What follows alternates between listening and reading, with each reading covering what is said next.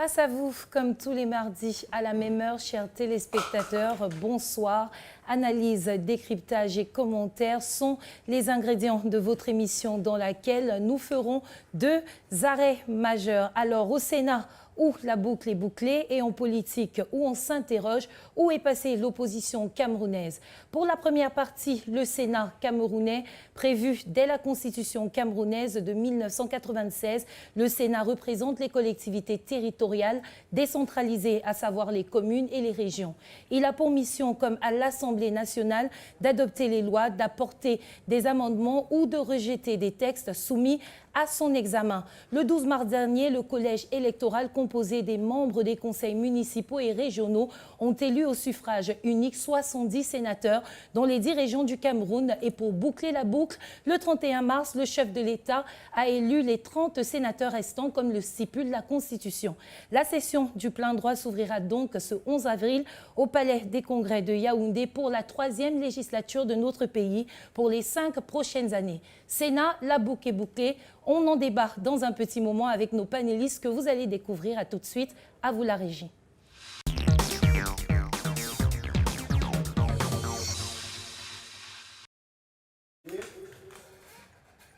De retour sur le plateau de votre émission, c'est le moment de découvrir nos panélistes. Alors à ma gauche, nous avons monsieur René Makoy-Niobé, militant du PCRN. Bonsoir. Bonsoir et bonsoir à tout le panel. Bonsoir aux Camerounais. Merci d'avoir accepté notre invitation ce soir. C'est un honneur. Juste à côté de lui, nous avons monsieur Serge-Henri Kelbé, qui est militant politique du RDPC, le Rassemblement démocratique du peuple camerounais, polytechnicien et chef d'entreprise. Bonsoir.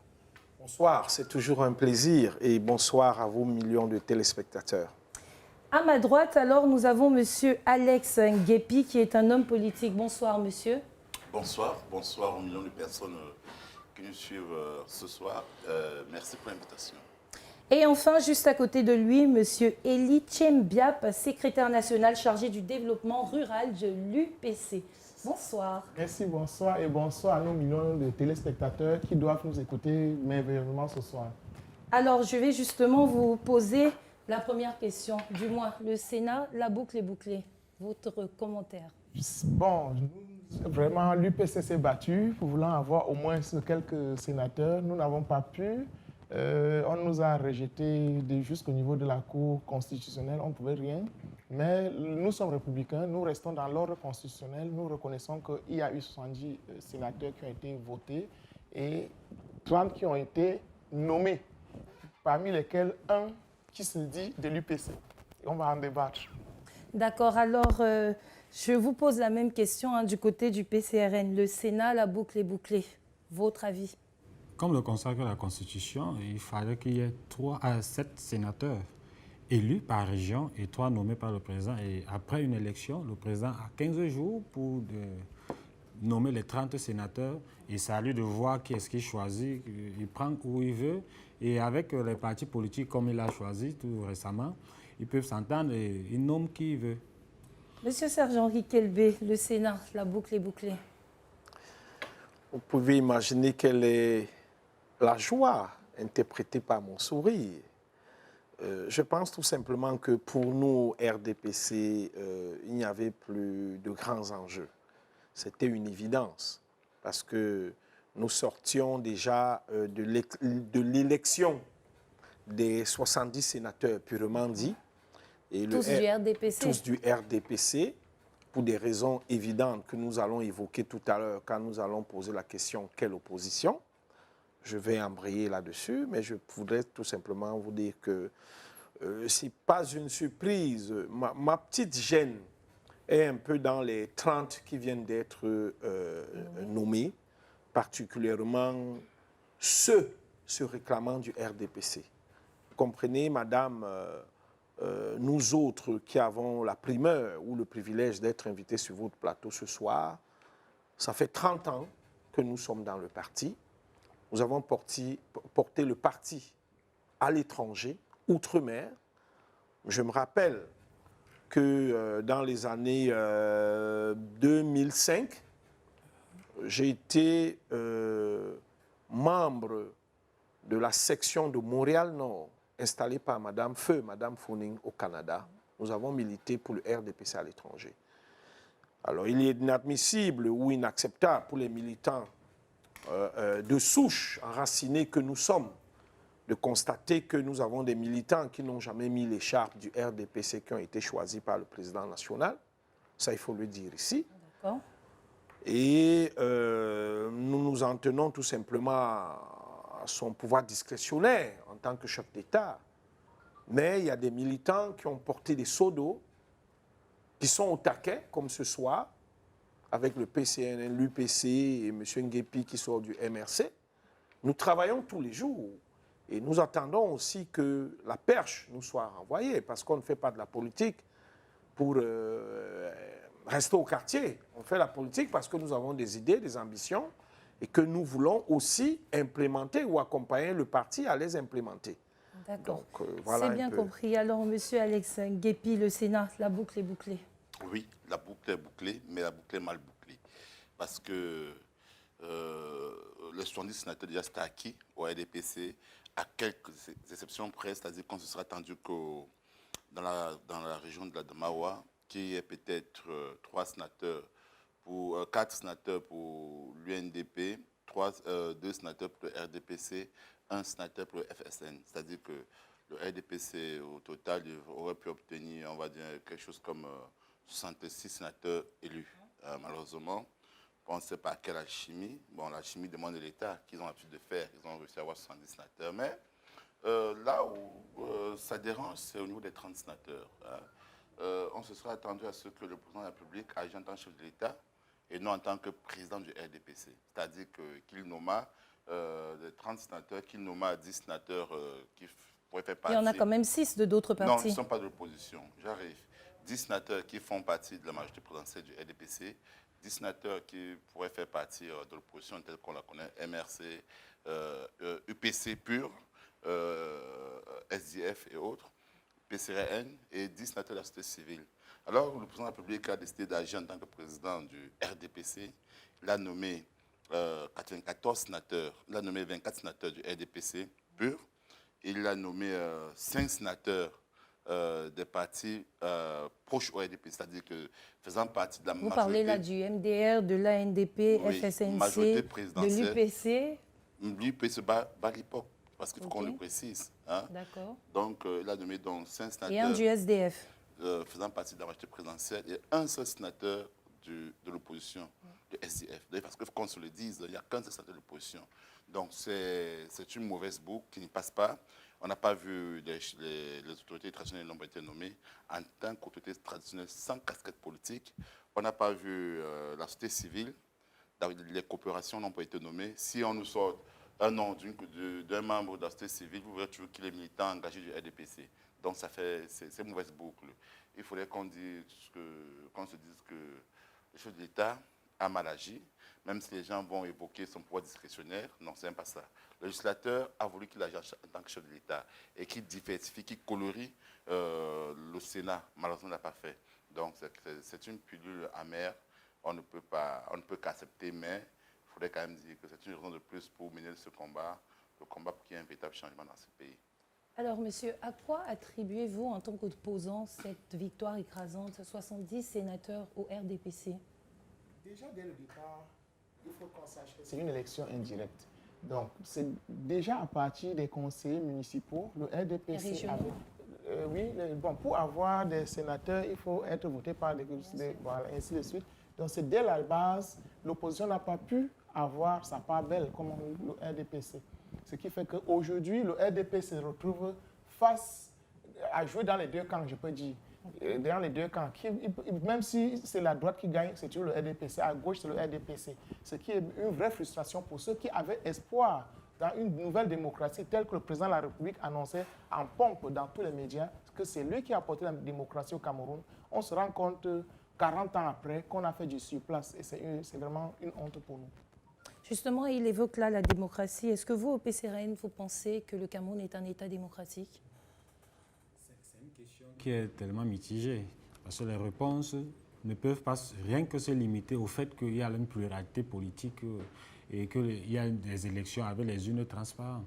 On devrait élargir ce domaine et voir quel est le type de dominance, voire même le type de démocratie véritable qu'on effectue au Cameroun.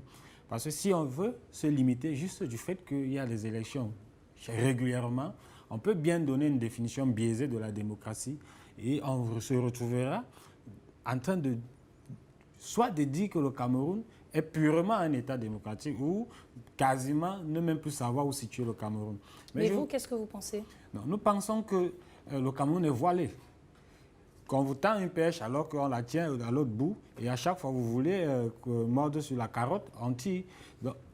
Puisqu'on ne comprend pas pourquoi, on peut vouloir même une manifestation pour demander à ce qu'il y ait des coupures à l'excès et qu'un sous-préfet nous interdise.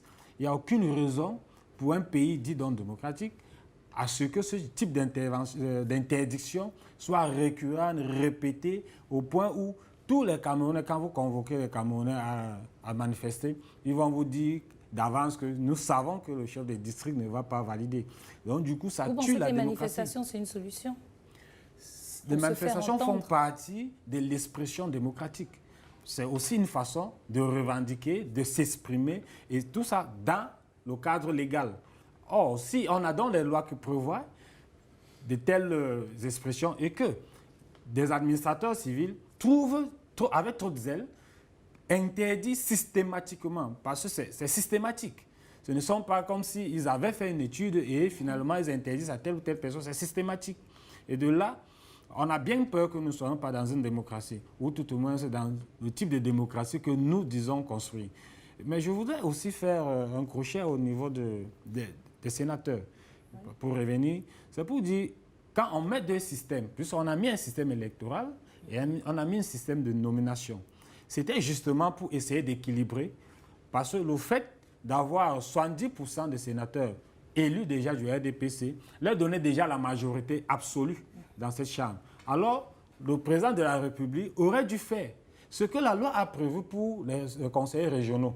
Parce qu'en fait, quand cette loi sur les conseillers régionaux demande à ce qu'au minimum 20 de 90 par région soient des chefs traditionnels. Beaucoup parmi nous avaient trouvé ça joli. Avant pensé que c'était un espoir. Et dans les faits? Pour voir aussi au niveau du Sénat la représentation traditionnelle. Et dans les faits? On n'en a pas. On n'a pas vu un chef traditionnel nommé, tout au moins un chef traditionnel neutre, si je peux le dire ainsi. Parce que tous les chefs qui pourraient être nommés ou bien qui sont nommés dans cette trame sont des chefs. On connaît leur couleur politique, on connaît les chapelons. Du coup, on aurait pu voir une catégorie, société civile, opérateurs économiques, pourquoi pas, et les chefs traditionnels, ça aurait fait un bon maillage. Alors, Monsieur Serge-Henri Kelbé, à quoi est-ce que vous, en tant qu'RDPCiste, vous attribuez cette victoire? Quel est le secret de votre réussite?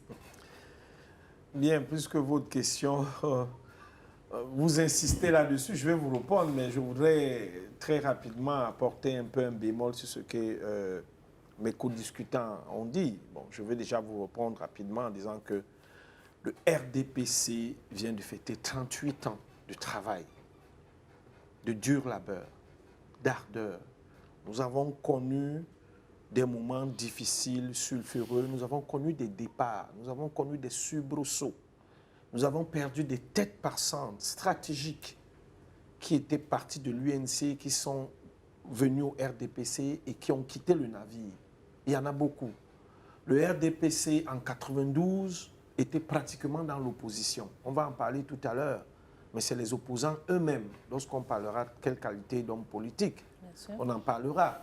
Donc le RDPC doit cette écrasante victoire à sa persévérance au travail, à l'ardeur et à un travail de terrain. Vous savez, moi j'ai vu les militants d'un parti ces jours-ci à Douala 5e faire du porte-à-porte de recrutement. De quel parti s'agit-il? Du MRC, je ne voulais pas citer. Je crois que c'était dimanche, avec des chasubles oranges, ils font du travail. Nous le faisons permanemment tous les jours. Je peux vous dire que quand il y a deuil, au niveau de l'échelle où je me trouve dans le RDPC, lorsqu'un camarade décède ou perd un parent proche, enfant ou parent, père, nous lui apportons de l'assistance. Nous travaillons dans le RDPC, nous socialisons nos militants. Une fois que je l'ai dit, je veux tout simplement vous dire que voilà un peu la résultante, n'est-ce pas, de nos efforts. Maintenant, je voudrais faire comprendre à M. Nguépi que pour quel intérêt, ou ça aurait changé quoi, si le président de la République, président national du RDPC, avait pris 10 sénateurs et avait divisé en 3, comme il disait, en groupe de 10-10-10. Ça n'aurait rien changé. Et la politique, c'est la politique. À la politique comme à la politique. Nous ne sommes pas là pour faire des yeux doux à ceux qui nous combattent tous les jours. Donc pour vous, un Sénat avec un seul opposant... Je dis qu'on aurait eu 100 députés, 100 sénateurs RDPC, 100 sénateurs. Ça ne nous aurait même pas un peu gênés. C'est grâce, encore une fois de plus, à la magnanimité du chef de l'État, président national du RDPC. Est-ce que vous pensez qu'avoir 100 sénateurs, cela reflète la démocratie dans Mais l'État? madame, je veux vous dire, et là je profite, je voulais faire le tour de la table dans ce sens, je vais directement du côté de mon co-discutant du PCRN. Madame, moi je suis d'Union Ekele, je suis des ECA. Le PCRN a paralysé, a maîtrisé presque toutes les communes dans l'Union Ekele. Je crois qu'il y en a 9. Mais ils n'ont pas eu un seul candidat, ni au régional, ni au sénatorial. Même pas un candidat. C'est ça le type de position que nous avons. Et nous allons entrer dans ce débat tout à l'heure. Eux-mêmes, ils n'ont pas de candidat dans le centre. Ils n'ont pas présenté candidature. Ils viennent dans le centre, dans le littoral, où tout est aléatoire. Pour croire qu'ils vont battre le RDPC au littoral, où ils n'ont pas de base. Si vous comprenez que c'était perdu d'avance. Et ceux-mêmes qui étaient candidats ici dans le littoral ne battaient pas campagne. Ils envoyaient plutôt... c'est ceux qui étaient sur les listes, hein, qui voulaient être sénateurs. Oui. Moi, j'ai vu personne. Ils envoyaient plutôt leurs camarades du PCRN aborder des conseillers municipaux ou des élus du peuple du RDPC. Monsieur Nguépi, le chef de l'État a nommé 30 sénateurs ce 31 mars. Votre analyse de ces nominations? Oui, je vais dire que quand on regarde les 30 sénateurs, on se rend compte qu'on a remplacé, on a fait du neuf dans du vieux. C'est-à-dire que le président de la République a décidé de nommer les fils de ceux qui sont décédés pour remplacer leur père. Je vais parler du cas de Moukoko. C'était un peu désolant de voir cette nomination. Du cas de Seydou Djoya, qui a été nommé, même s'il a le droit d'être nommé. Mais quand on se rend compte que c'est le fils du roi Sultan Bamoun, alors on se dit, est-ce que le Cameroun appartient à ces personnes-là, ces individus? On pense aussi à la rigueur et moralisation que le RDPC a toujours prôné. Alors on se dit, M. Seydou Djoya est poursuivi pour des malversations à la FECAFOOT. Oui. Il n'a pas eu, une présidence blanche. Il reste présumé. Présumé pour l'instant, oui, mais on parle de moralité. Hein. On parle de moralité. Donc, le nommer a été pour moi une grosse erreur stratégique parce qu'on ne peut pas dire au peuple camerounais qu'on veut changer les choses, qu'on veut moraliser l'opinion publique et on se met à officier de nomination. Il faudrait dire que ceux qui ont été nommés aussi sont les anciens directeurs, anciens ministres, anciens, des personnes que lorsqu'ils vont toucher les 1 250 000 francs par mois, c'est à peine de quoi ils vont acheter le papier hygiénique pour les toilettes, vous voyez.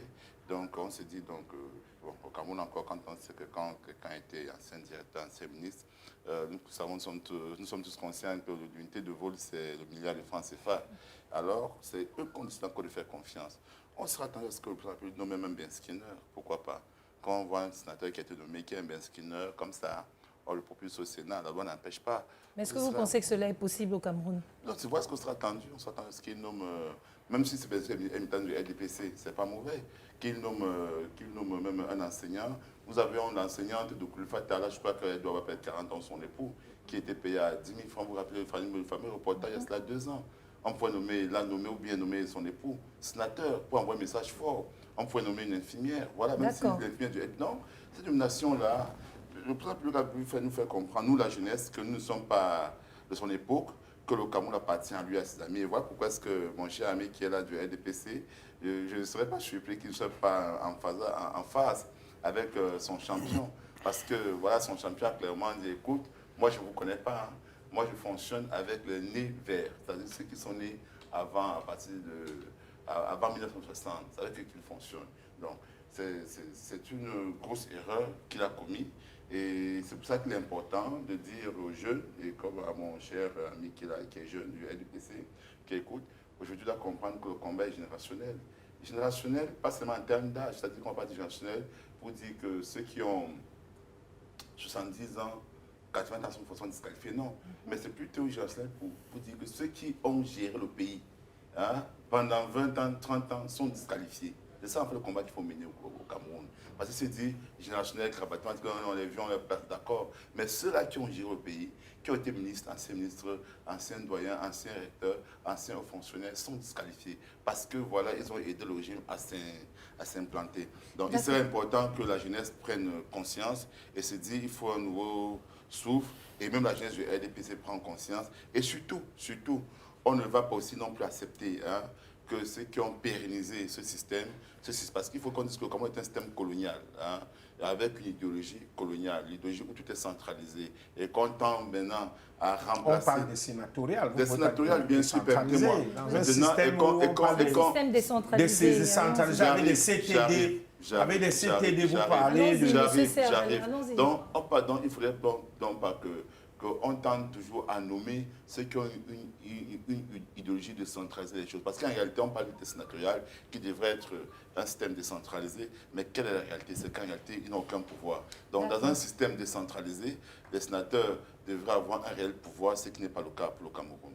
Monsieur Elie, on prend les mêmes, on recommence. Selon vous, est-ce que cette phrase reflète nos institutions, comme le prétendent beaucoup d'observateurs, et un peu Monsieur Alex? Pour compléter ce que mon copaléniste disait, on a l'impression que quand le président regarde tout autour de lui, il se dit « j'ai échoué, je n'ai pas pu fabriquer un dauphin ». Parce que le président Ahidjo en partant, il y avait plusieurs ministres qui prétendaient remplacer le président Ahidjo à son poste. Pourquoi aujourd'hui, on prend du vieux pour faire du neuf? On a donc l'impression que tout autour du président, il n'a pas pu former une nouvelle génération pour essayer de faire mieux que lui. Si lui n'a pas réussi quelque part, il faut donc que ceux qu'il a formés puissent apporter du sang nouveau. Et tout autour de lui, il ne voit personne, peut-être à son avis. C'est pour ça, chaque fois, on prend du vieux pour faire du neuf. Alors, on parlait de jeunesse. À vous qui êtes le plus jeune sur ce plateau, je le suppose. Quelle est la place de la jeunesse dans la politique au Cameroun, selon vous? Dans la politique au Cameroun, la jeunesse, le système RDPC a donné à la jeunesse la place que la jeunesse a dans le chômage. Ça veut dire que nous sommes interdits même, à la limite, de faire de la politique. Nous faisons du forçat où nous suivons certains aînés proches de moi, comme Alex, qui est sur le plateau, et beaucoup d'autres. Nous avons suivi, par exemple, l'appel du président Cabral actuellement, d'où nous sommes entrés en politique. Nous nous sommes dit, c'est là qu'on peut mieux impacter la gestion de cette cité. Je voudrais d'abord faire un crochet sur ce que le représentant du LDPC dit. Ce qui est bien, c'est que lui-même doute d'abord de l'appartenance politique de ce compère dans ces nominations. Parce qu'il a dit, et ils ont porté les bâches, en fait c'est une façon de parler, qu'ils ont porté longtemps les assiettes et lavé et que les autres n'ont rien fait, mais sont supposés être nommés. Et ils ne sont pas nommés et d'autres sont nommés. Mais je voudrais également lui dire que le PCRN, déjà, l'Union Ekele a dit comme et on se les partage à moitié-moitié. 5-5.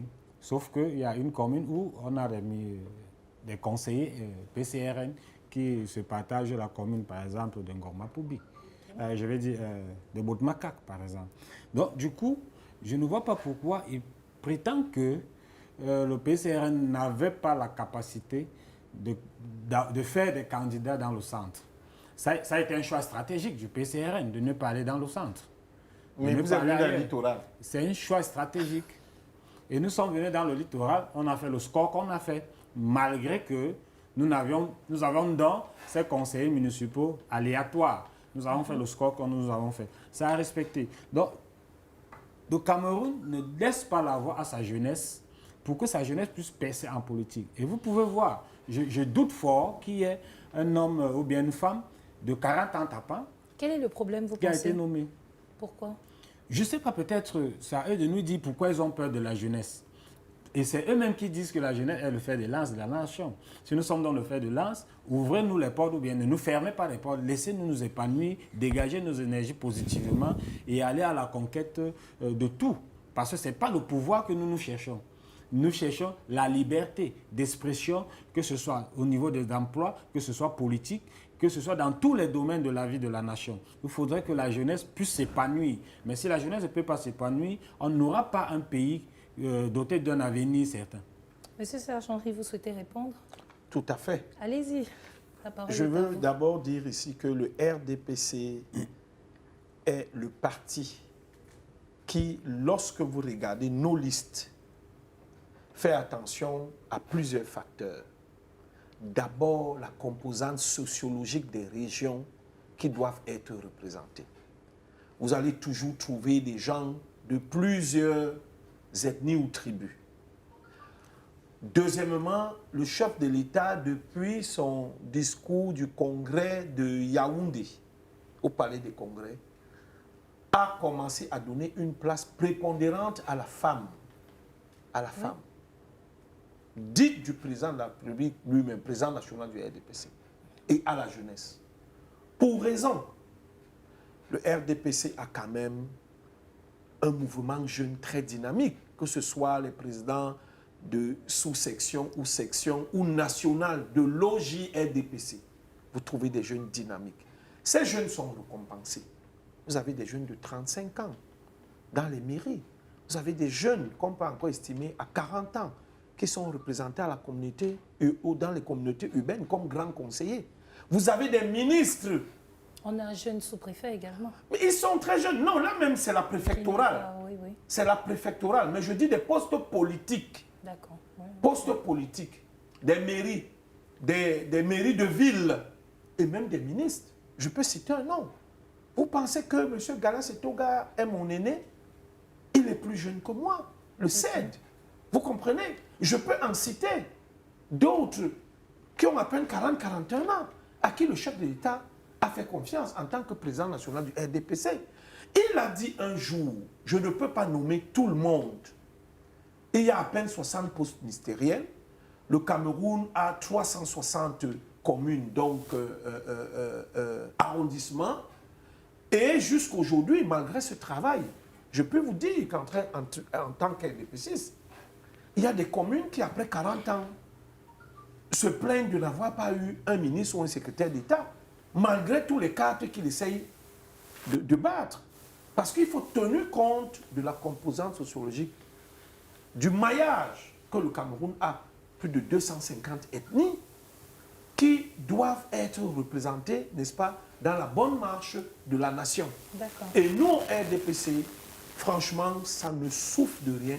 Nous tenons compte de tous ces paramètres.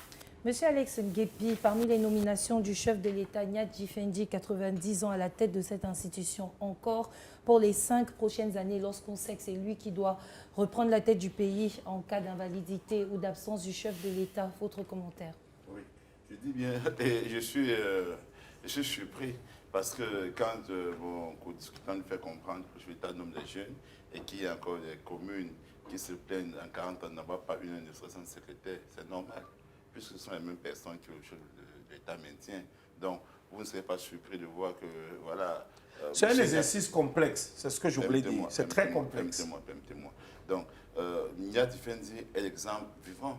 Il a été à la Sonnelle, il a été ministre, il a été tout, homme d'affaires, tout. Et c'est le seul qui occupe toutes les fonctions, son peu du maire de Baganté. Bon, on se dit, waouh, c'est normal qu'il n'y ait des arrondissements qui manquent, qui n'ont même eu des nominations. Donc, Nyadji Fendi, 85 ans, 90 ans, parce que eux-mêmes, ils ont dit que quand on prend le H, à l'époque, on mettait la main là, ça touche l'oreille avant de l'inscrire à l'école. Il fallait faire plus 5 ans. En fait, son âge plus 5 ans. Alors, il est reconduit. Il faut avouer qu'il a une santé de fer. C'est son droit plus absolu d'être proche de l'État. Mais on se pose la question, est-ce qu'il a défendu les capacités nécessaires pour succéder au président de la République? Point d'interrogation. Et ce qui va déranger dans cette nomination-là, c'est que dans l'esprit du Constitution, le président de la République a pris le pouvoir de manière constitutionnelle, hein, mais pas de manière légitime. C'est-à-dire que, parce que la Constitution a dit que le successeur du Conseil de la République, c'est le Premier ministre, mais qui n'était pas élu, qui était nommé. C'est comme ça que c'est la majorité suprême. Alors que l'esprit de la démocratie voudrait que le président de la République soit quelqu'un qui est élu par le peuple au suffrage direct ou indirect, peu importe, qu'il soit élu. Alors, il va encore produire la même chose avec Nyadi Fendi.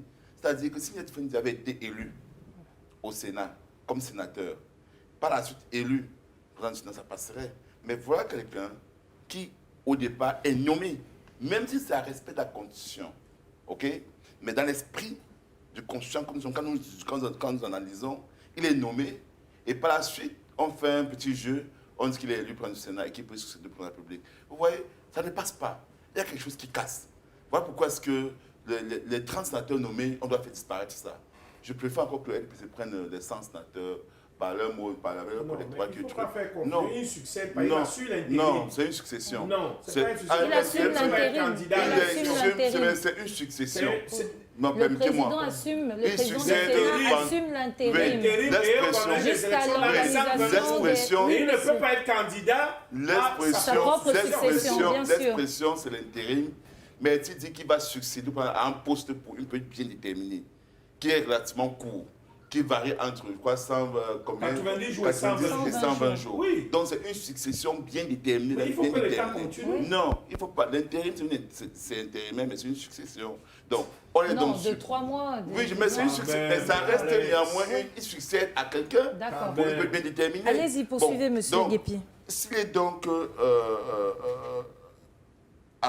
est donc inquiétant de voir qu'un individu qui est nommé puisse succéder à quelqu'un qui est élu. Et ce sont des choses qu'on doit revoir dans notre constitution. M. Nyadi Fendi a le droit d'être là où il est, mais je dis, c'est un mauvais calcul, c'est envoyer un mauvais message à la jeunesse, c'est de faire croire à la jeunesse qu'écoutez, vous n'avez pas le droit au gâteau national, vous devez continuer à rester là et à nous voir, avoir le gâteau de la nation pour nous-mêmes. Et surtout, agent du RDPC, je suis surpris. Hein.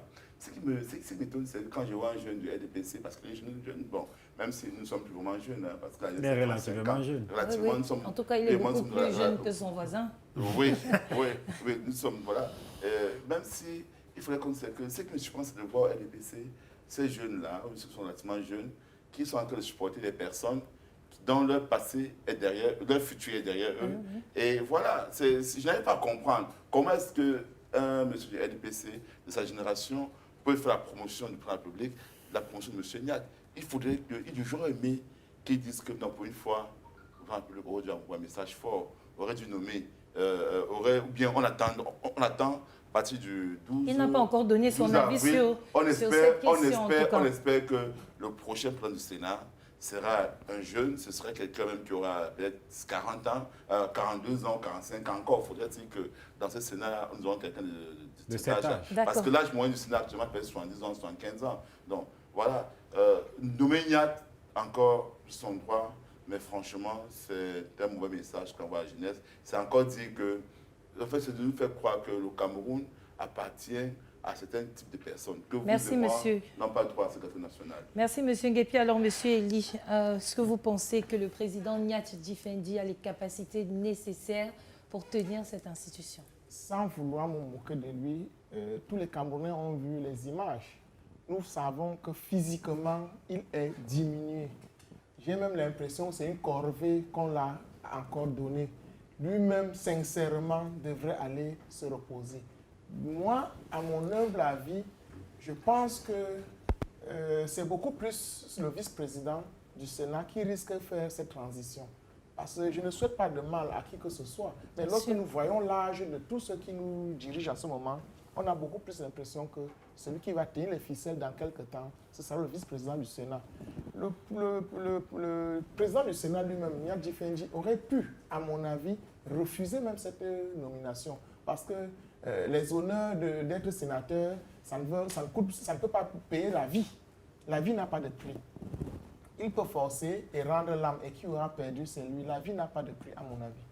Alors, un commentaire sur la nomination, une fois de plus, Nyadi Fendi, 3e législature, à la tête du Sénat. Votre commentaire? On aurait déjà pu faire quelque chose. Soit le Sénat devait avoir un seul mode de choix, de désignation, ne pas avoir les deux. On voit par exemple en Allemagne et au Canada, on nomme les sénateurs. Ça aurait pu peut-être passer, on aurait compris qu'on nomme les mêmes, on recommence. Mais on ne peut pas venir nous mettre un système, deux systèmes, et nous faire penser que l'autre vient en complémentarité de l'autre. Et je vous ai dit au départ, on ne pouvait pas avoir déjà 70 sénateurs élus du RDPC. C'est déjà une très large majorité. Ça veut dire toutes les lois. Et on nous dit même dans la Constitution que le Parlement vote les lois à la majorité simple. Donc il suffit juste d'avoir une voix de plus et la loi passe. Et tout ce qu'on vote passe d'ailleurs. Donc il n'y avait pas à vouloir absolument. On a suivi le représentant du RDPC qui nous dit, eux s'en foutent, s'il fallait même avoir 120 sénateurs à la place de 100, ça les aurait même encore mieux arrangés. Mais on comprend que nous ne sommes donc pas dans un système qui appuie de la démocratie. Parce qu'au moins, dans la démocratie, on peut chercher à équilibrer. Parce qu'il n'y a aucune discussion, il n'y en aura même pas au sein du Sénat. D'ailleurs, même quand c'est monocoloré, il n'y en a presque pas, étant donné qu'ils ont souvent la majorité obèse. Aujourd'hui, c'est même eux qui sont cette majorité-là. Ils ne constituent plus la majorité au final. Maintenant, Nyadi Fendi, renommé avec son état de santé, d'ailleurs, qu'on voit nous tous. Nous doutons de son état de santé et de ses capacités physiques et même psychiques à pouvoir gérer encore le Sénat pendant 5 ans ou même pendant un jour. Il peut bien se reposer. Moi, mon papa a pris sa retraite à 38 ans. Vous comprenez, il n'avait pas 40 ans. Ça veut dire que M. Nyadi Fendi, à 90 ans, peut bien s'arrêter, dire je mets stop, je rentre au village, je me repose. Maintenant, ceux qui le nomment savent pourquoi ils le nomment et lui qui accepte sa nomination sait pourquoi il reste. Monsieur Serge Henri Kelbé, dois-je vous poser la question? Allez-y. Non, je suis un peu amusé parce que j'ai l'impression qu'autour de cette table, les co-discutants semblent ignorer ou ils font mine d'ignorer que M. Marcel Nyadi Fendi est d'abord militant du RDPC. Bien sûr. C'est un militant. Et dans le RDPC, nous avons ce que nous appelons la discipline du parti. Qui lui interdit de refuser une nomination? Au-delà de ça, Qui interdit la retraite? nous faisons un casting. Nous faisons un casting. Ne voyez pas les listes qui arrivent là-bas pour être maire, député, sénateur. Hein. C'est d'abord au niveau des sections. Moi qui vous parle, j'ai été éliminé dans une compétition où j'entrais à un conseil municipal. Mais j'étais avec un aîné qui était aussi d'Union Ekele comme moi et qui avait des états de service plus élogieux, paraît-il, que moi. On m'a mis de côté, mais j'étais dans une shortlist. Finalement, il fallait trouver une liste de 43 conseillers municipaux avant de voter le maire et ses adjoints, vous comprenez? Bien sûr. Donc, nous avons un travail de fond. C'est-à-dire, quand vous voyez nos élus, parce que M. Nyadi lui a été nommé, je dis encore que c'est le pouvoir discrétionnaire du chef de l'État, mais je dis que les 70 qui ont été élus, il y a des gens qui ont été mis de côté pour des considérations que le parti a examinées. Et ces candidatures arrivent au comité central, où nous centralisons, d'abord au niveau de la région. Tous nos patrons de région politiques coordonnent, examinent. Il y a un travail qui est fait à ce niveau. Et vous avez même besoin de parrainage. C'est-à-dire on a très peu de personnes parachutées. Je dis très peu. Dans les élus, parce qu'on doit vous connaître sur le terrain. On doit connaître vos classes. Votre président de section doit convaincre que oui, on vous voit sur le terrain. C'est bien Donc, compris. pour M.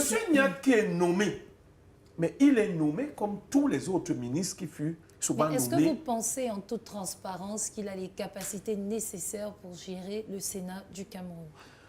Je veux vous dire en toute sincérité, M. Nyadi Marcel Fendi est l'un des technocrates camerounais que je ne cesserai de citer et que je cite très souvent. Si nous avons la Sonel aujourd'hui, si nous avons 90% des projets que le Cameroun réalise aujourd'hui, c'est lui qui... Ça dit, on sort ça des tiroirs de Nyadi. C'est le bâtisseur de la Sonel qui est devenu Eneo, avant Eneo, il y avait AES Sonel. C'est M. Marcel Niat. Donc Vous pensez que c'est une forme de reconnaissance? Au-delà de cette forme de reconnaissance, c'est quelqu'un qui, même couché sur son lit, a encore son cerveau, même s'il n'a pas la force physique. Et je veux dire quelque chose ici autour de ce plateau. Est-ce que vous savez pourquoi en politique, tous les pouvoirs, que ce soit en Chine, en Russie, en Italie, en France, en Espagne, même au Canada, vous savez très bien pourquoi des gouvernements veulent avoir des majorités, si possible de très grandes majorités. Tous les gouvernements qui ont été faits de coalition en Italie, 3 partis minimum, tombent après 2 ans, maximum 18 mois. Ils tombent parce qu'ils se tiennent. C'est des losanges. Alors, il suffit qu'un saute, la coalition devient minoritaire au Parlement. En Israël, c'est courant. On va encore me dire sur ce plateau que j'aime voyager, comme la prochaine fois. Mais regardez, mais c'est de ça qu'il s'agit. Or, quand un parti a une majorité, elle est sûre qu'elle va aller au bout du mandat présidentiel de 5 ans. Et le Premier ministre aura les coups de franges pour faire passer ses lois. En France, aujourd'hui, vous avez vu, ça boue partout parce que le parti de M. Macron, la République en marche, n'a pas sa majorité absolue. Raison pour laquelle elle a besoin Donc, en toute sincérité, vous pensez que Niat Difendi a les capacités nécessaires pour gérer Il a des capacités, je dis bien, intellectuelles et mentales pour diriger le Sénat. Pourquoi? Le Sénat n'est qu'une chambre haute où on fait des deuxièmes lectures. Monsieur Niat n'a pas appelé à faire du 100 mètres ou une course de marathon ou je ne sais pas quoi, l'ascension du Mont Cameroun. Merci. Alors, Monsieur Elie, parmi les nouveaux visages de ce Sénat nommé par le chef de l'État, 4 opérateurs économiques, une nouvelle dynamique pour cette institution, vous pensez? Oui, on a l'impression que, vu les projets que le président a implémentés, la centrale hydroélectrique qui va de l'énergie, en nommant des chefs d'entreprise, c'était peut-être pour leur orienter vers le sens de la production. Mais sur le terrain, on se rend compte que dès que les gens sont nommés, très souvent, ils oublient même pourquoi ils avaient été nommés. Donc, et c'est peut-être parce que dès le départ, ils n'ont pas un bon carnet, ils n'ont pas un planning pour un programme de travail. Donc l'idéal, ce n'était pas seulement de nommer des chefs d'entreprise, c'est de leur dire, bon, voilà le cahier de charges, on vous met à ce poste, c'est pour tel objectif. Dans ta contrée, là où toi-même tu viens, nous attendons ceci, nous attendons cela. Alors, le chef de l'État vient de nommer plusieurs opérateurs économiques. On parle là d'Henriette Sournac, Emmanuel Chatué. Pensez-vous qu'ils puissent, à travers leurs différentes expériences dans les affaires, contribuer d'une manière ou d'une autre à l'évolution du Sénat? Il faudrait déjà noter qu'on ne peut pas diriger un pays sans toutefois tenir compte du patronat. Ailleurs, c'est même le patronat presque qui décide. Puisque avant de revaloriser même les salaires, il faudrait discuter avec le patronat et voir un peu comment est-ce que tout ceci peut se faire dans la tranquillité pour qu'il n'y ait pas les échauffourées entre le patronat et les employés. Et nommer des opérateurs économiques dans le Sénat, c'est peut-être pas une mauvaise idée, parce qu'au départ, je l'ai dit, on aurait pu avoir peut-être 3 classes, les syndicalistes, bien société civile, les opérateurs économiques et les traditionnels. Mais maintenant, quel est l'impact de ceux-ci, si et seulement s'ils sont dans l'extrême minorité? Quelle est donc la plus-value, si et seulement si, en guillemets, on connaît la coloration qu'ils portent déjà? Quels sont les penchants? Même quand ils ne sont pas dans une chapelle politique, ils ont quand même déjà un penchant. Ça ne nous ravit pas assez. En fait, ça ne nous apporte aucun bénéfice, si seulement si c'est dans ces conditions. Alors, on aurait attendu que même déjà dans les listes des 7 par région, on trouvera au moins un opérateur économique. Mais on n'a pas vu ça. Et peut-être le chef de l'État s'est dit, OK, il faudrait quand même qu'on ait quelques-uns des opérateurs économiques qui me font des jeux doux de temps à autre, qui, sur les plateaux, recrutent ou bien convoquent régulièrement des gens qui viennent faire des louanges. Ça s'est fait. Maintenant, quel sera l'impact? On n'en sait rien. On ne voit pas. Par contre, le patronat, là, est-ce que c'est le patronat qui a donc dit, d'accord, nous vous envoyons tel type et telle dame pour que ces personnes puissent au moins se porter la voix du patronat au sein du Parlement? D'accord. Monsieur Guépi, nous continuons de parler du Sénat, mais toujours des questions économiques. Le Sénat est décrit par plusieurs observateurs comme étant une institution budgétivore. Bilan en 10 ans d'existence, 164 milliards. Votre avis? Oui, écoutez, je ne vais pas trop m'attarder dessus parce qu'en fait, le Sénat dans son rôle. Hein, j'ai toujours dit que j'étais un fédéraliste et dans l'état actuel des choses, je suis pour la décentralisation, les régionalisations qui se pratiquent actuellement. Et là, le Sénat a tout son pesant d'or. Hein. Ce n'est pas en explorant le Sénat qu'on fera des économies, non. Ce n'est pas comme ça qu'on fait des économies en supprimant une institution. C'est une institution qui a son pesant d'or parce qu'il faut rappeler le rôle du Sénat. Le Sénat est là pour permettre l'équilibre budgétaire, surtout le budget d'investissement dans les régions. C'est-à-dire faire ce que, quand les députés votent des budgets d'investissement, alors les sénateurs se rassurent que les régions ne sont pas délaissées, que les communautés, les collectivités territoriales décentralisées soient délaissées. Et surtout, se rassurer que les 15% qui ont été promis à ces collectivités territoriales décentralisées puissent être réalisés. Donc, de ce côté, vouloir faire de l'économie sur le Sénat, c'est une mauvaise idée. Ceux qui disent que ça ne sert à rien, je dis qu'ils sont trompés. Par contre, ce qu'il voudrait donc dire, c'est qu'il faudrait donc appeler à réformer le Sénat, aller dans les réformes institutionnelles, c'est-à-dire, il y a la loi qui dit que lorsque une loi est votée à l'Assemblée nationale, et si elle est refusée au Sénat, l'Assemblée nationale vote la loi. On devait retirer, ça dit que pour qu'une loi passe, la loi doit être votée à l'Assemblée nationale et au Sénat, tout simplement. On devrait faire cela. Peut-être réformer le Sénat, j'ai dit ça sur ce plateau, faire qu'il y ait 2 sénateurs par département, parce que 10 sénateurs par région, généralement, les populations ne savent pas à qui s'adresser quand leur région est délaissée. Je vais dire qu'actuellement, le Sud a le plus gros budget d'investissement, comparé aux régions du Sud-Ouest et du Nord-Ouest qui, malgré la guerre, les programmes de reconstruction n'ont pas un gros budget. Alors, de ce côté-là, il est difficile pour ces personnes-là de s'adresser au Sénat. Vous avez d'autres régions qui sont délaissées, comme l'extrême Nord, qui n'ont pas de gros budget d'investissement.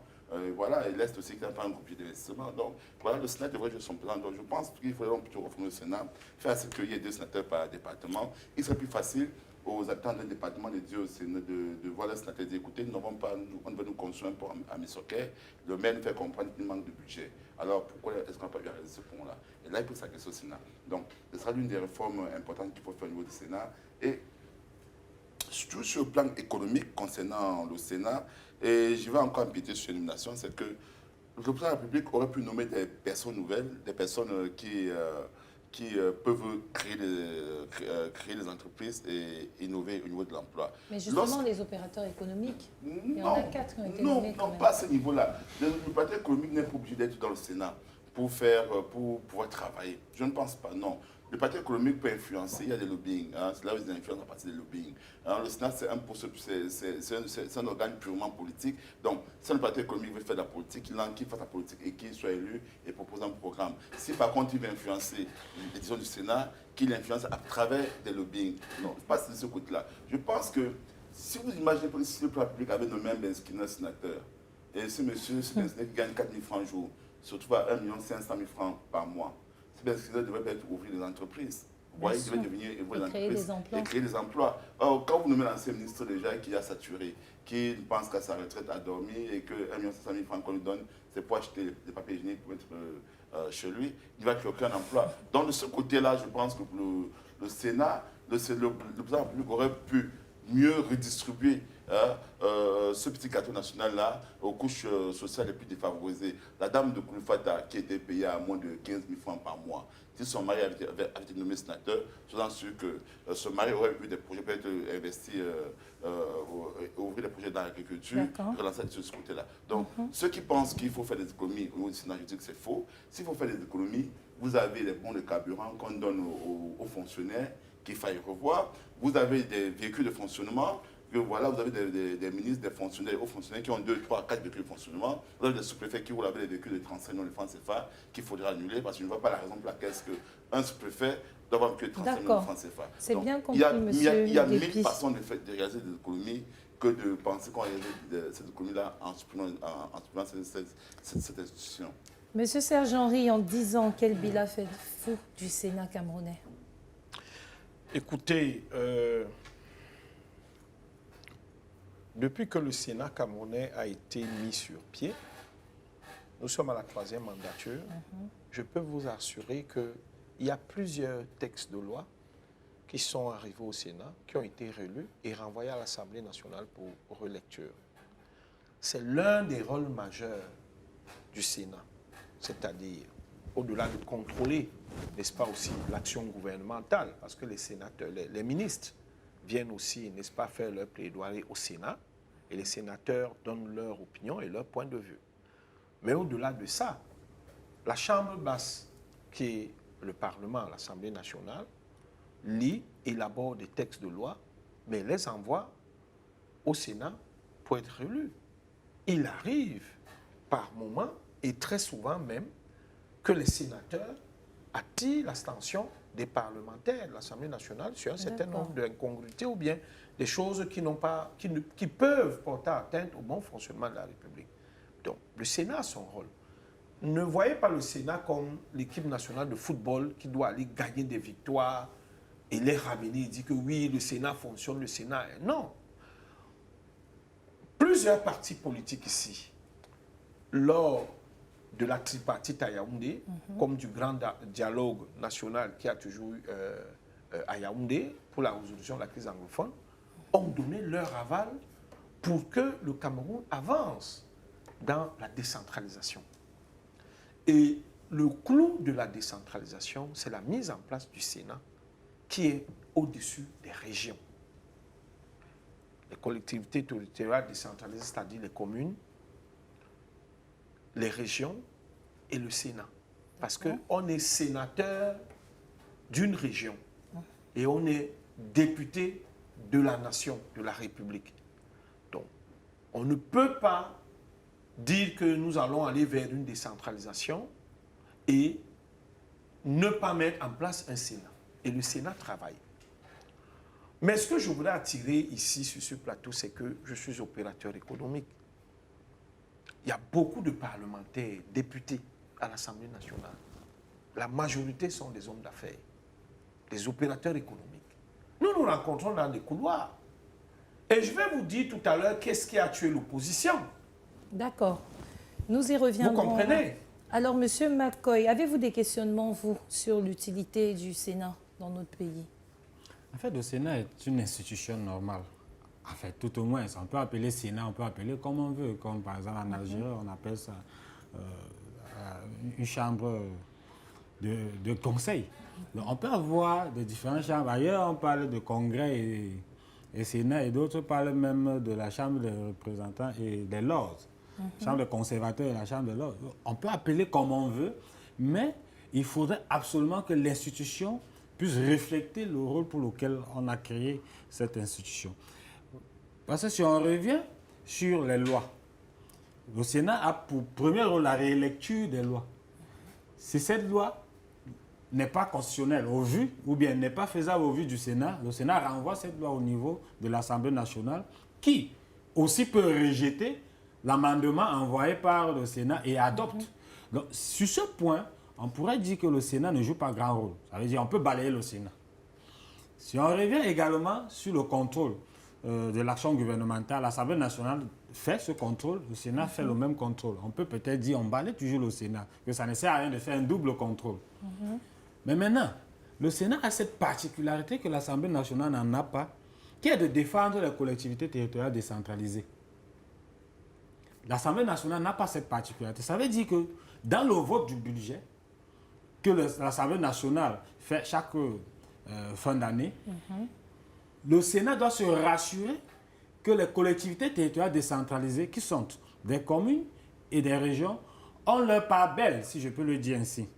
Ça veut dire, dans ce budget, le budget peut permettre à ce que ces deux entités puissent fonctionner normalement.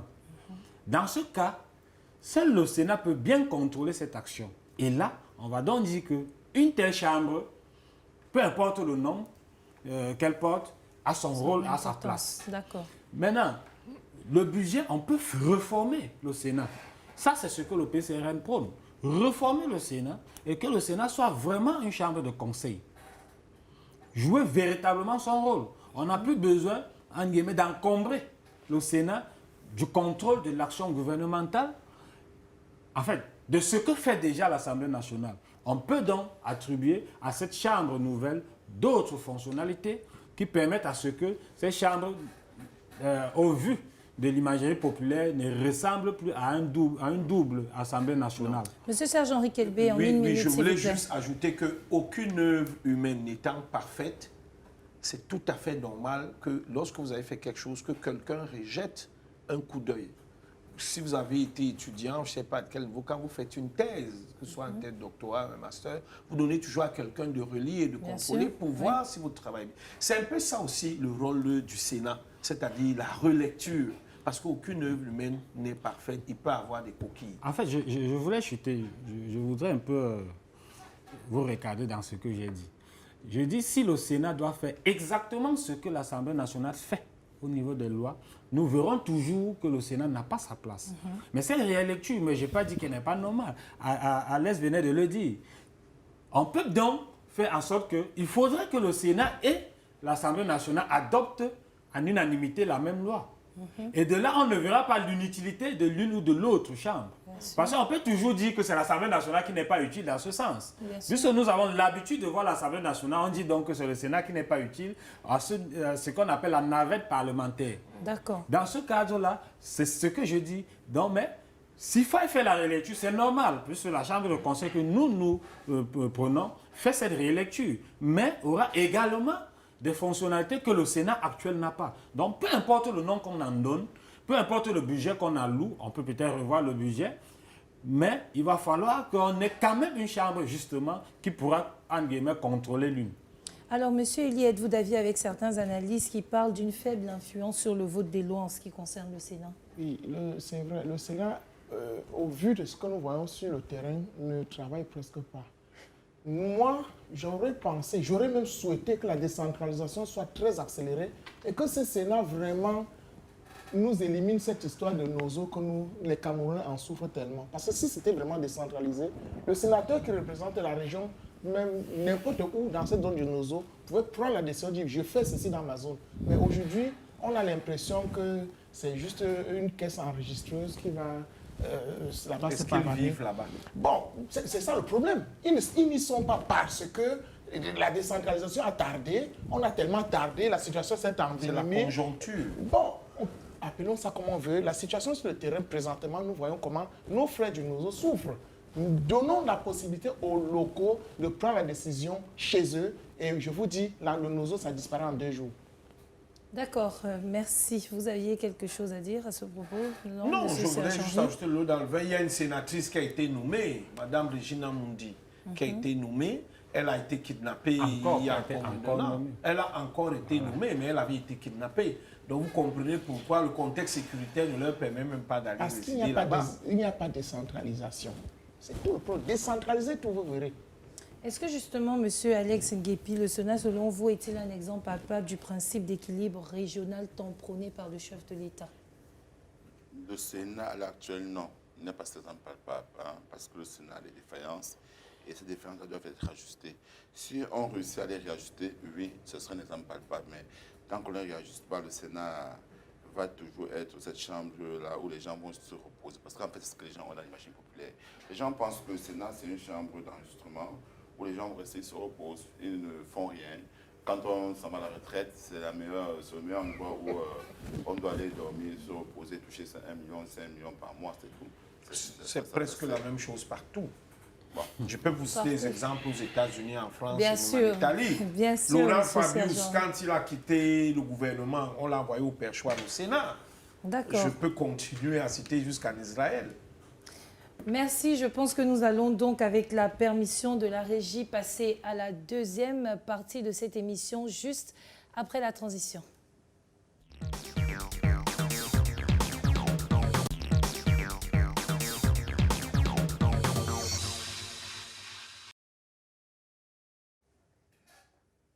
De retour sur le plateau de votre émission Face à vous pour la partie 2. La politique au Cameroun se déroule dans le cadre d'une république présidentielle unitaire décentralisée où le président du Cameroun est chef de l'État dans un système multipartite. Le pouvoir exécutif est exercé par le gouvernement. Le pouvoir législatif appartient au Parlement qui est composé de 2 chambres, le Sénat et l'Assemblée nationale. Comme dans tout État, il existe une opposition qui propose une autre idéologie au peuple ou un autre autre projet de vie aux citoyens autre que celui du pouvoir en place, qui se démène pour être représenté dans les différentes institutions de son pays. Notre pays, en 2020, comptait un peu plus de 298 partis, mais la question reste, où sont-ils? Au fil des années, l'opposition camerounaise disparaît, des partis se déchirent et aucune coalition forte depuis des décennies. Où est passée l'opposition camerounaise? Élément de réponse dans un petit instant dans votre émission Face à vous. On se retrouve, à vous la régie.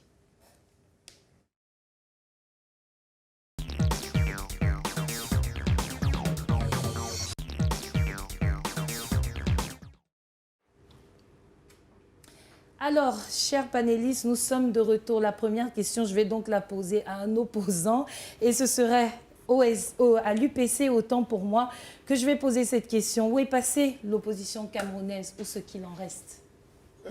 Depuis les années 90, tous ceux qui sont sur la scène politique constatent qu'on est en train de phagocyter l'opposition. Je vous donne l'exemple, par exemple, de l'UPC.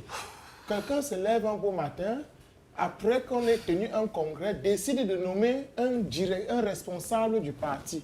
Ça veut dire que vous perdez votre temps même en allant au congrès. Donc l'opposition aujourd'hui souffre de ce que nous avons appelé, le langage que les opposants appellent l'UPCisation. C'est ce qui arrive aujourd'hui au SDF. Et bientôt, peut-être, on va voir ça dans d'autres partis, comme peut-être le CPP en a souffert aussi. Donc l'opposition aujourd'hui doit être repensée. L'opposition aujourd'hui, moi, je propose aux opposants de changer de tactique, ne pas aller frontalement contre l'adversaire, utiliser ce que les douala appellent commencer la merde par les côtés avant d'arriver au centre. Parce que toutes les techniques qu'on a utilisées depuis les années 90 montrent que ça ne marche peut-être pas. Essayons d'autres méthodes. Le moment est venu où le système va s'écrouler de lui-même tellement il est obèse qu'avec les députés, avec les sénateurs et tout ce qu'ils ont englouti, ce système ne pourra plus tenir debout pour longtemps. Et l'opposition actuellement doit donc s'unir pour élaborer des stratégies au point où quand le système en place s'écroule, que véritablement chacun dans sa zone qui a noyauté la base. Parce que aller dans les médias, aller sur les scènes, les plateaux de télévision bavarder, ce n'est pas ça là, vraiment l'opposition. Que chacun dans sa base essaie de travailler, faire à ce que les gens puissent s'inscrire sur les listes électorales. Et là, vraiment, je vous assure que le moment venu, il n'y aura plus de triandage comme on a vu ailleurs. Monsieur Alex Nguépi, où est passée l'opposition camerounaise ou qu'est-ce qu'il en reste? Écoutez, l'opposition camerounaise, à mon avis, c'est de la Renaissance. Hein, c'est dans la Renaissance, ça sort de loin. L'opposition camerounaise a été déjà phagocytée dans les années 1960. Il faut qu'on dise aux Camerounais, c'est qu'en 1960, ceux qui ont eu l'indépendance, ceux qui ont eu à déjouer le Cameroun, sont ceux qui n'ont pas demandé l'indépendance. C'était l'UPC qui a demandé l'indépendance. Malheureusement, on a écarté l'UPC. Et les conséquences sont là aujourd'hui. Nous sommes devenus un État néocolonial, c'est-à-dire que nous sommes la sorte de la France. Nous avons perdu toutes nos souverainetés, souveraineté monétaire, souveraineté politique, souveraineté militaire, tout. Je ne sais même pas quelle souveraineté est-ce que Cameroun a encore. Même la souveraineté de nos ressources naturelles, nous l'avons perdu. Il n'y a qu'à voir le contrat du fait d'adopter Campo,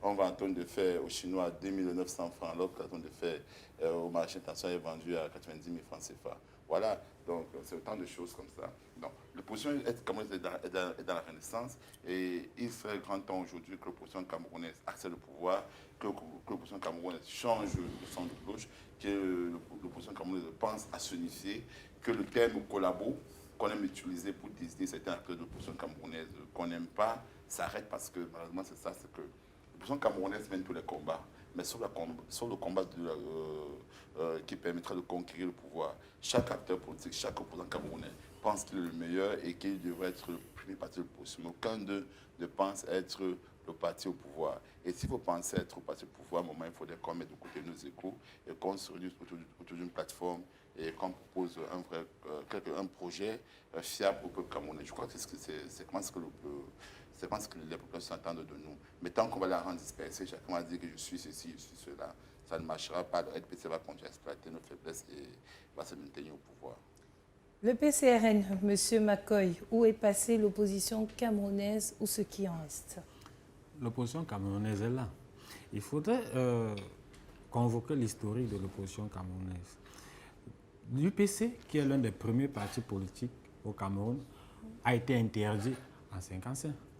Donc vous comprenez déjà que l'opposition camerounaise, depuis les années 50, a eu un problème jusqu'à ces temps-ci. Donc, on est toujours en train de courir derrière l'opposition camerounaise, enfin les pourchasser, pour que cette opposition n'existe pas. On trouve tous les moyens possibles pour que les leaders de l'opposition puissent être trempés négativement et que le peuple les regarde de travers pour dire, d'être qualifiés de collabos, justement. Cette expression qui revient régulièrement, traître, pion et autres espions même. Antichambre, ce sont des expressions propres qu'on attribue aux leaders politiques ou bien à des partis politiques, justement, qui prêtent à confusion dans l'opinion publique. L'opposition camerounaise doit être redynamisée. Voilà ce qu'il faut. Parce qu'elle est là.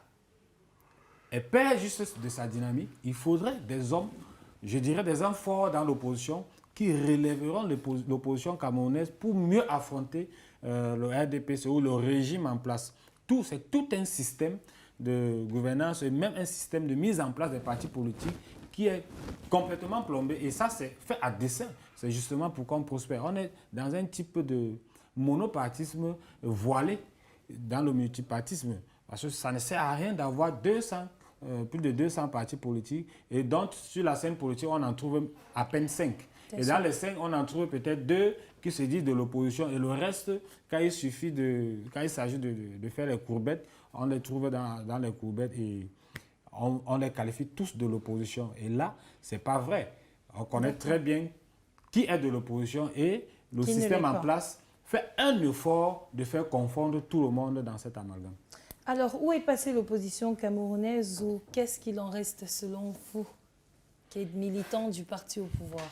Justement, vous faites bien de préciser, moi je ne suis pas de l'opposition. Oui. Mais lorsque j'observe, je vous dis que j'ai une carrière quand même de 30 ans en politique. C'est trop d'ego. Trop d'ego. Chaque fois que l'opposition, ce qu'on appelle l'opposition camerounaise, a essayé de mettre sur pied une plateforme capable de fédérer les opinions, des énergies dans l'opposition, on se heurte toujours à 2 ou 3 leaders de l'opposition qui font montre de beaucoup d'ego, ce qui, n'est-ce pas, a empêché l'opposition, n'est-ce pas, de rester fidèle et loyale à ses idéaux. Première des choses. La deuxième des choses, c'est que l'opposition camerounaise n'est pas vraie envers elle-même et envers ses militants. Je vous disais dit tantôt que je suis un opérateur économique. Je ne peux pas vous dire le nombre de fois que j'ai rencontré des leaders politiques de l'opposition dans les couloirs des ministères, des directions générales des entreprises, venir nous bousculer pour prendre des marchés à notre place, qui parfois sont lancés, c'est-à-dire il y a des appels d'offres, mais on sait déjà à qui on va donner le marché, pour faire plaisir à un leader d'opposition. Je sais qu'il y a aussi des députés, même pas des hommes d'affaires, des députés dont je peux faire taire le nom, qui sont aussi des hommes d'affaires et qui vont voir des ministres dont ils disent qu'ils vont contrôler l'action gouvernementale. Mais pensez-vous allez leur demander des marchés. Qu'il existe une réelle opposition au Cameroun? Cette opposition, à mon avis, existe. Elle est là. Ce n'est pas la vieille opposition que vous voyez, c'est une opposition beaucoup plus jeune. Beaucoup plus jeune, c'est-à-dire des opposants, des leaders d'opinion qui sont dans des partis politiques d'opposition, qui ont moins de 50 ans. Vous trouvez encore des jeunes. Et ce sont ces jeunes qui feront le suspense en 2025. Et nous, au RDPC, comme on le sait, ce sont nos alter ego. Nous sommes en train de travailler avec eux. Il y a des opposants. Mais il suffit que le RDPC... Bon, le président fait appel à tous les citoyens camerounais. Nous, au RDPC, vous n'êtes pas nommés sans être consultés. Nommés sans être consultés. Élus parce que vous avez voulu, vous avez constitué un dossier. vous avez fait votre bulletin numéro 3, votre lieu de vie, ainsi de suite. Vous constituez un dossier, vous allez déposer votre caution. Nommer, c'est le pouvoir discrétionnaire du chef de l'État, mais avant d'être nommé, vous êtes consulté. Dans l'opposition, même quand on veut prendre quelqu'un, il est consulté. Et je suis sûr que même au MRC, si on va prendre 2, 3, 4 têtes qu'on nomme à certaines directions, ils vont accepter. Pourquoi? Madame, on ne fait pas de la politique. On peut rester dans l'opposition, mais on fait de la politique pour accéder au pouvoir. Et on a besoin des ressources financières pour faire fonctionner sa formation politique. Donc, vous voyez que l'UPC, l'UNDP, le SDF, qui avaient autant de députés à une époque, ont perdu du poil de la bête, tout simplement parce qu'ils n'ont pas pu jouir, profiter ou alors exploiter les positions que le RDPC ou alors le chef de l'État par sa magnanimité a eu à leur conférer. C'est-à-dire, ils sont venus, ils ont embrassé le RDPC, ils ont occupé des postes ministériels dans notre gouvernement où nous sommes majoritaires, mais ils n'ont pas su survivre à ce qu'ils appellent la mangeoire. Ils ont été étouffés. Monsieur Nguépi, pensez-vous qu'il existe une réelle opposition au Cameroun? Oui, il y a une opposition au Cameroun. Le problème de l'opposition au Cameroun, c'est qu'ils n'ont pas de statut. Donc, il serait important qu'on commence par donner un statut à l'opposition camerounaise et qu'on arrête de affamer l'opposition camerounaise. Je suis surpris quand mon Kurdistan dit faire comprendre que les dirigeants de l'opposition se trouvent dans les couloirs pour les marchés. C'est normal, ils sont peut-être économiques, ils sont des Camerounais. Ça ne devrait pas être un problème, c'est un peu ça qui dérange. D'accord. Et vous, à l'UPC, est-ce que vous pensez que l'opposition a véritablement une place dans notre pays? Si l'administration ne s'y mixe pas dans la gestion de l'opposition au Cameroun, l'opposition peut faire des merveilles. À chaque fois qu'on a confié, malheureusement par rapport à ce que lui disait, je vous dis, chaque fois qu'on a confié un poste ministériel à un opposant, je vois par exemple à l'UPC, Kodor qui a eu à travailler pour l'industrialisation du Cameroun. C'est lui qui a fabriqué les premiers milliardaires camerounais. Alors, on ne peut pas dire que les opposants ont toujours gâté le pays. L'opposition on doit laisser les mains franches à l'opposition pour qu'elle puisse travailler. À chaque fois que l'opposition a voulu faire quelque chose, on essaie de saucissonner et à la fin, on se retrouve à la case de départ.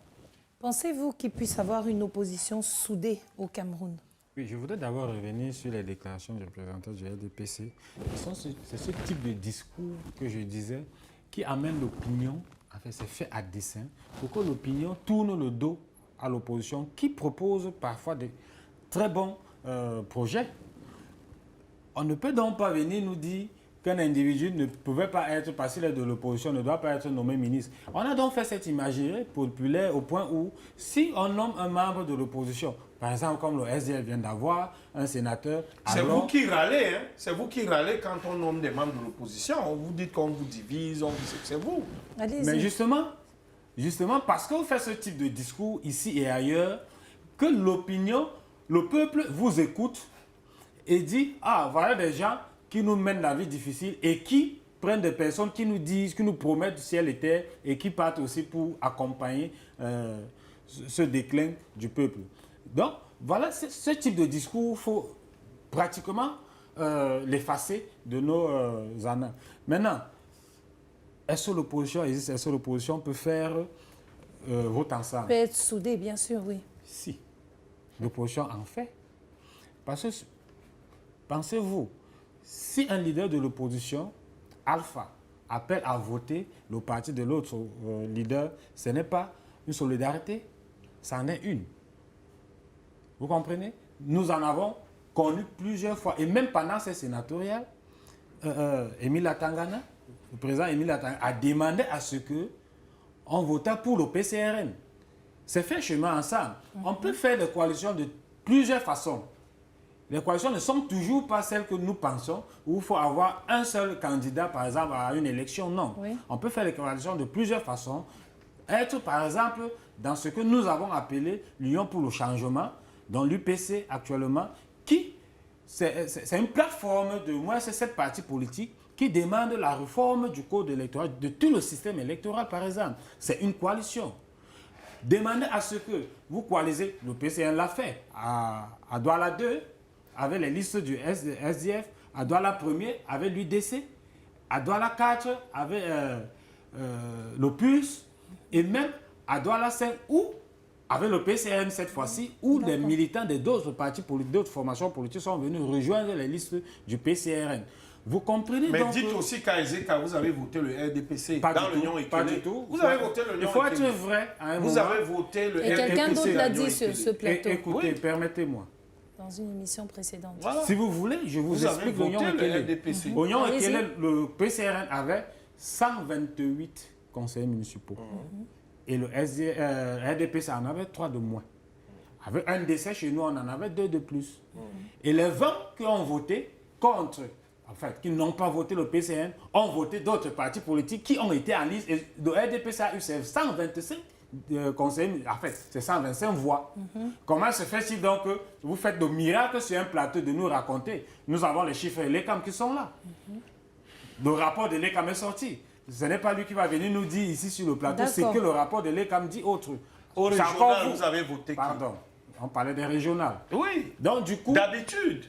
Permettez-moi, je ne vous interromps pas. En fait, ce jeu que vous faites ne marche pas à tous les coups. Je redis donc ce que j'ai d'abord dit. Le PCRN avait ses 127, parce qu'on a eu un décès. Le RDPC, lors des régionales, a eu ses 125 voix. Le PCRN a eu 90, parce que les autres voix sont allées ailleurs et non au RDPC. Vous comprenez donc qu'un individu qui a eu ses 125 et non plus n'a pas pris les voix du PCRN. Donc, je reviens donc à dire, l'opposition n'a pas besoin systématiquement ou bien absolument d'avoir un seul candidat à une élection. On peut aller dans une liste commune, on peut donner ce qu'on appelle des ordres. Demander à ce que le PCN n'y va pas dans telle localité, justement parce qu'on soutiendrait tel ou tel parti, ou vous demandez de coaliser avec ce parti, aller avec la liste ou bien avec la chapelle politique qui vous intéresse. On fait ça ici et ailleurs. Ce n'est pas parce qu'on n'a pas toujours trouvé la plateforme idéale pour aller aux élections présidentielles avec un seul candidat. Et d'ailleurs, nulle part au monde, ça ne se passe. Alors, monsieur Serge-Henri Kelbé, selon vous, quel est le problème de l'opposition au Cameroun? Quel est leur problème? Je ne suis pas opposant, donc je ne saurais mais en tant qu'homme politique, vous avez quand même un regard. Et surtout militant du parti au pouvoir. J'en venais. Je voulais juste vous dire que je ne saurais exactement, puisque je n'assiste... C'est comme si je vous demande, par exemple, pourquoi le parti au pouvoir bat tout le temps l'opposition. Là, je peux m'exprimer, parce que je travaille à dessein, je travaille pour ça. Mais l'opposition, moi, je n'assiste pas à leur plateforme, je n'assiste pas à leurs échanges, je ne connais pas leur stratégie, mais j'assiste quand même à des réunions. Mais vous connaissez plus ou moins leurs faiblesses, puisque vous êtes plus fort. Je connais leurs faiblesses parce que nous-mêmes, lorsque nous travaillons, nous tenons compte de certaines inquiétudes que nous avons. Et je peux vous dire que depuis 1992, où l'opposition a été majoritaire au Parlement, il a fallu que le RDPC mette en place un gouvernement large, ce qu'on a appelé le gouvernement d'union nationale avec des parlementaires d'autres formations politiques. Nous tenons en compte la possibilité d'avoir des revers dans d'autres circonscriptions. Certaines parties d'opposition se sont constituées en forteresses dans des régions. Ça peut être dans le Noun, où c'est presque imprenable. Ça peut être dans l'Union Équelée, où nous étions des revers depuis presque 5 ou 10 ans, où le PCRN a remplacé l'UPC et a carrément, il faut utiliser des stratégies, n'est-ce pas, pour se maintenir. Nous voulons gouverner dans la démocratie, c'est-à-dire le pouvoir du peuple, pour le peuple, par le peuple. Ça se passe au Parlement. Alors, lorsque vous avez des partis qui ont une bonne base sociale, une assise, qui décident de boycotter une élection, ne veulent pas aller aux élections, et que cette élection est prépondérante aux prochaines qui arriveront dans 5 ans, comme ce fut le cas, ceux qui ne sont pas allés aux élections en 2020, veulent venir voter les sénateurs en 2023. Ce n'est pas possible. C'est pas possible. C'est clair, ça, donc, nul ne peut se prévaloir de ses propres turpitudes. Donc, à mon avis, l'opposition devrait devrait se mettre à jour devrait faire son, comment dire, se scanner. Et je suis sûr que les leaders de l'opposition, ceux que je peux appeler vraiment l'opposition, il y a l'AFP, il y a le PCRN, il y a le MRC, des partis durs qui veulent vraiment voir le RDPC dans l'opposition, devraient faire son aggiornamento et se passer au scanner et dire quelles sont nos faiblesses. Mais je dis, et j'insiste là-dessus, le principal gros problème, à 2 reprises, l'opposition camerounaise a raté le coche d'avoir même, du moment où nous avons déjà plus de 9 candidats à une élection présidentielle au Cameroun, je dis plus de 9, le RDPC passera toujours à la présidentielle. Et lorsqu'on tient la présidentielle, on a tous les arguments pour avoir le Parlement. Pourquoi? Rappelez-vous qu'en France, lorsque Macron passe avec En Marche, tous les anciens ténors socialistes suppliaient même le mouvement En Marche, écrivaient au président Macron pour dire « Nous voulons être candidats du mouvement En Marche dans notre circonscription ». C'est ce qui a fait tomber le Parti communiste et le Parti socialiste en France. Et c'était le modèle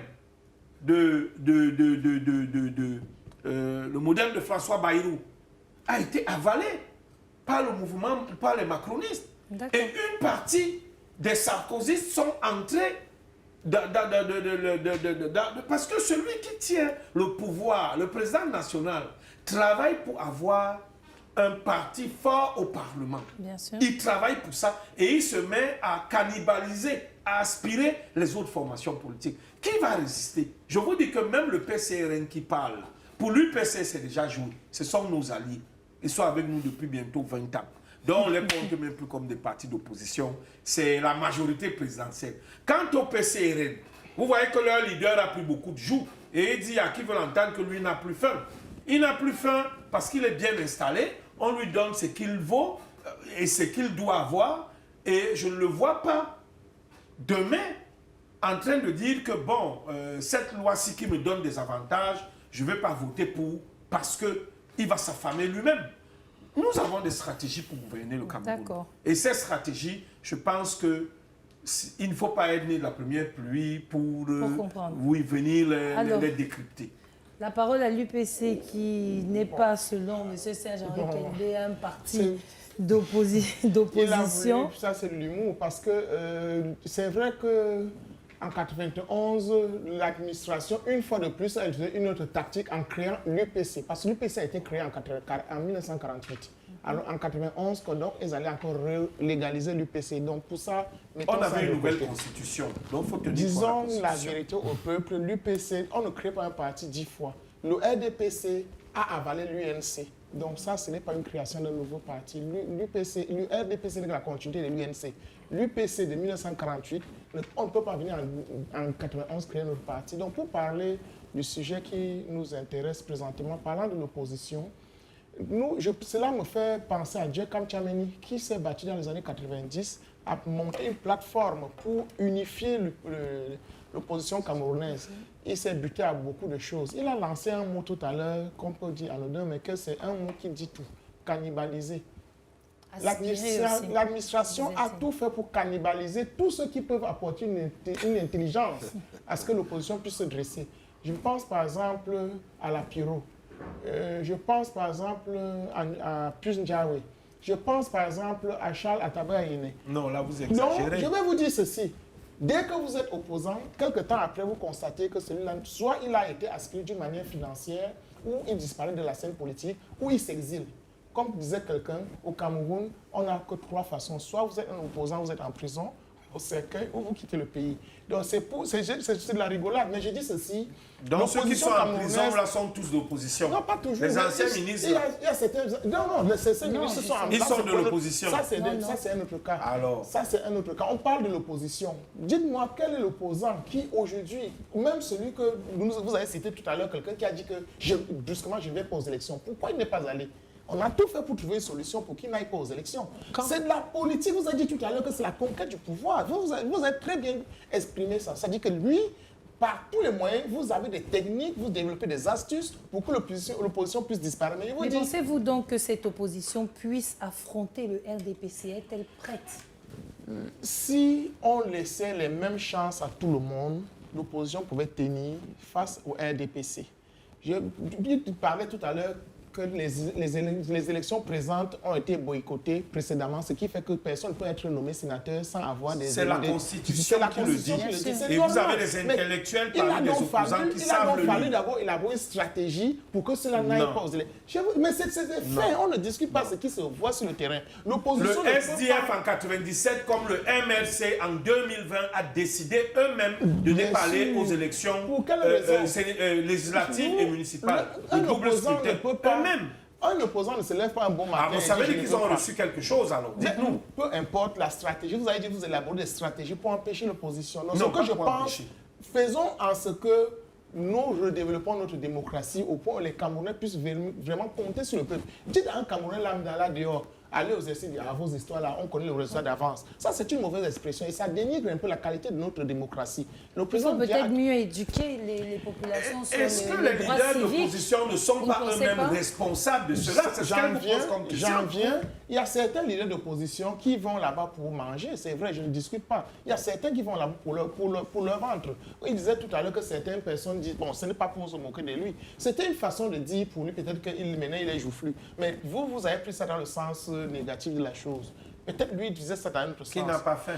Bon, ça n'a dépend plus de fait. lui. D'accord, terminez votre propos, allez-y. Bon, oui, je disais donc que l'opposition camerounaise devrait travailler à élaborer de nouvelles stratégies pour s'unir, avoir un même but sur une plateforme et élaborer des stratégies pour avoir le maximum de chances aux prochaines élections en mettant beaucoup de noms sur les listes électorales. Par exemple, aujourd'hui, on a des problèmes pour que les jeunes, moi dans ma zone, j'ai des problèmes pour que les jeunes puissent avoir des cartes d'identité. Vous voyez des jeunes, pour avoir la carte d'électeur, il faut la carte d'identité. Je pense que le DGSN devrait trouver des solutions pour que tout le monde puisse avoir sa carte d'identité à temps. Et ça, ce sera vraiment de l'aide à l'opposition. Alors, j'adresse maintenant la parole au PCRN. Denis-Émilien Atangana, président du FDC, un parti d'opposition comme le PCRN, a déclaré, je cite, « Dans notre pays, c'est les jeunes qui sont au chômage ». Que pensez-vous de ces affirmations? Mais c'est un constat terrible, ce sont les faits. Vous ne pouvez pas comprendre que dans un pays où une catégorie de personnes atteignant à peine 2%, c'est cette catégorie de personnes qui, dans les faits, occupe toutes les fonctions dans tous les domaines de la vie publique du Cameroun. Ça veut dire que le reste de 98% constitue des personnes moins âgées et des personnes peu âgées et même des jeunes, et sont ceux-là qui peinent à avoir un pain quotidien. Ce qu'il dit, c'est un constat. Il fait donc un constat qui, normalement, se tire sur des réalités sociopolitiques et même socioculturelles de ce pays. Donc, cette réalité sociale n'est pas quelque chose d'anodin. C'est fait à dessein. Et justement, pour que ces personnes ne se concentrent pas sur la vie publique du pays. Parce que, croyez-moi, vous ne pouvez pas manquer du pain quotidien et vous dites que vous payez votre taxi pour aller voter. Vous n'allez pas voter. Et on s'arrange même parfois à ce que les centres de vote soient encore plus éloignés et même inconnus. Parce qu'en 2018, pour que moi je sache qu'il y avait 428, si j'ai bonne mémoire, centres de vote dans notre localité. Mais figurez-vous combien il faut que je dépense par jour. Et les CAM refusent carrément même de vous donner la géolocalisation de chaque centre de vote. Vous devrez prendre dans la carte des écoles, par exemple de la zone de Douala 3 où je suis militant, pour commencer à vous dire, cette école on vote peut-être, on va vous cocher et vous faites le tour de la ville pour essayer de localiser où ces écoles se trouvent et poser les questions aux gens, est-ce qu'on vote ici? Vous avez à peine des réponses justement parce que peu de personnes s'intéressent à la chose électorale. Vous comprenez donc pourquoi la population ne peut pas revendiquer et justement parce qu'elle a été balkanisée dans la recherche quotidienne du gain et du bien-être. Monsieur Serge-Henri Kelbé, ce sera la dernière question de cette émission. Est-ce que vous pensez le RDPC, avec cette machine écrasante qu'est votre parti, a réussi à effacer au plus ou moins, on oublie un peu tous les partis d'opposition aujourd'hui. Est-ce que vous pensez que cela est dû à votre force ou alors c'est à la faiblesse des partis d'opposition? Écoutez, madame, le RDPC est une méga structure, une giga structure même à l'échelle du Cameroun. Mais nous ne devons pas dormir sur nos lauriers parce que les échéances importantes comme 2025 sont, n'est-ce pas, déjà visibles. Et vu la hargne avec laquelle nous observons le travail fait par l'opposition sur le terrain, nous sommes conscients qu'il ne faut pas dormir sur nos lauriers. Et je pense que c'est l'un des meilleurs scores de ces 4 dernières mandatures que nous sommes en train de faire. Parce que au début, quand le Sénat, comme nous parlons des sénatoriales, a été créé, il y avait quand même plus d'une trentaine de représentants de d'autres formations politiques au Sénat. La deuxième mandature, on a assisté à une baisse de la représentation de certains partis de l'opposition. Et la troisième mandature, le RDPC a fait du 100% avec les 70%. L'opposition, certainement, est en train de se remettre au travail, tire les leçons de son refus, et je peux le dire, le paysage sociopolitique actuel est une réalité du fait qu'un parti comme le MRC a refusé de concourir.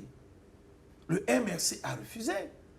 Or, je peux vous rappeler qu'au présidentiel, un leader du parti d'opposition, en l'occurrence le très respecté professeur Maurice Kamto, a battu notre président national dans certaines grandes villes.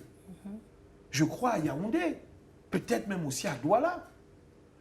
Donc, et vous savez que lorsque le leader est mis en minorité quelque part, ça a une incidence sur les autres élections, les législatives et les municipales.